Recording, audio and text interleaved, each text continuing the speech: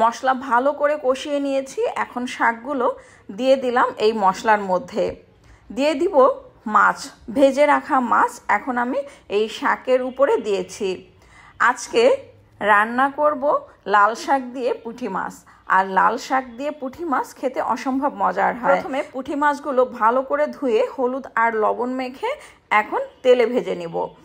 খুব কড়া করে ভাজতে হবে না, হালকা ভেজে নিলেই হয়ে যাবে। মাছ ভাজা হয়ে গেছে। এখন আমি মাছ তুলে এই ফ্রাই প্যানেই আবার তেল দিয়ে দিয়েছি হাফ কাপ পেঁয়াজ কুচি এবং 6-7টা কাঁচামরিচ ফালি করে দিয়েছি।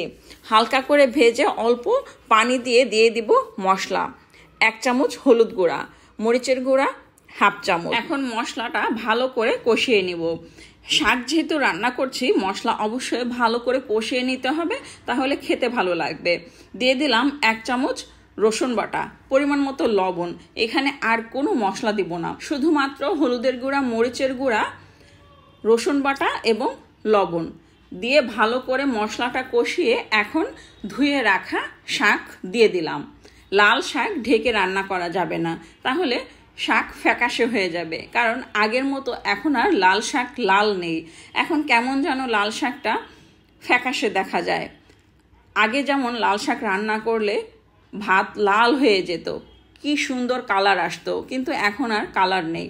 তো শাক ঢেকে রান্না করব না, না ঢেকেই রান্না করছি।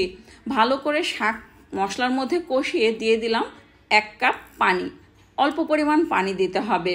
এখন দিয়ে দিব ভেজে রাখা মাছ, পুঁটি মাছ। আর পুঁটি মাছ দিয়েই এই লাল শাক রান্না করলে খেতে দারুণ লাগে। এবং লাল শাক ইলিশ মাছ দিয়ে রান্না করলেও খেতে অসম্ভব মজার হয়। ট্রাই করে দেখবেন যারা কখনোই লাল শাক পুঁটি মাছ অথবা ইলিশ মাছ দিয়ে খাননি। চিংড়ি মাছ দিয়ে রান্না করলে ভালো লাগে, তবে আমার কাছে বেশি ভালো লাগে ইলিশ মাছ আর পুঁটি মাছ দিয়ে লাল শাকটা রান্না করলে। বেশি ঝোল রাখবো না, খুব অল্প ঝোল রেখেই তুলে ফেলবো।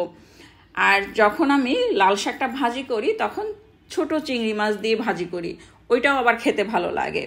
তো এই যে ঢাকনা দিয়ে কিন্তু একদমই ঢাকিনি, শাকটা কিন্তু সিদ্ধ হয়ে গেছে, খুব দ্রুতই কিন্তু এটা হয়ে যায়। তো এই যে হয়ে গেল মজাদার লাল শাক দিয়ে পুঁটি মাছের ঝোল। খুব অল্প ঝোল রেখেছি, একদম মাখো মাখো ঝোল রেখেছি। হয়ে গেল দারুণ মজাদার একটা রেসিপি। কে কে পছন্দ করেন এরকম মজাদার রেসিপি? কমেন্ট করে জানাতে পারেন। আজ এ পর্যন্ত। রেসিপিটি দেখার জন্য আপনাদের জানাই অসংখ্য অসংখ্য ধন্যবাদ। রেসিপিটি ভালো লাগলে একটা লাইক দিবেন, কমেন্ট করবেন এবং আমার পেজটি চাইলে ফলো করে রাখবেন। যখনই ভিডিও আপলোড দেব আপনার কাছে নোটিফিকেশন চলে যাবে। আজ এ পর্যন্ত, সবাই ভালো থাকবেন। আল্লাহ হাফেজ।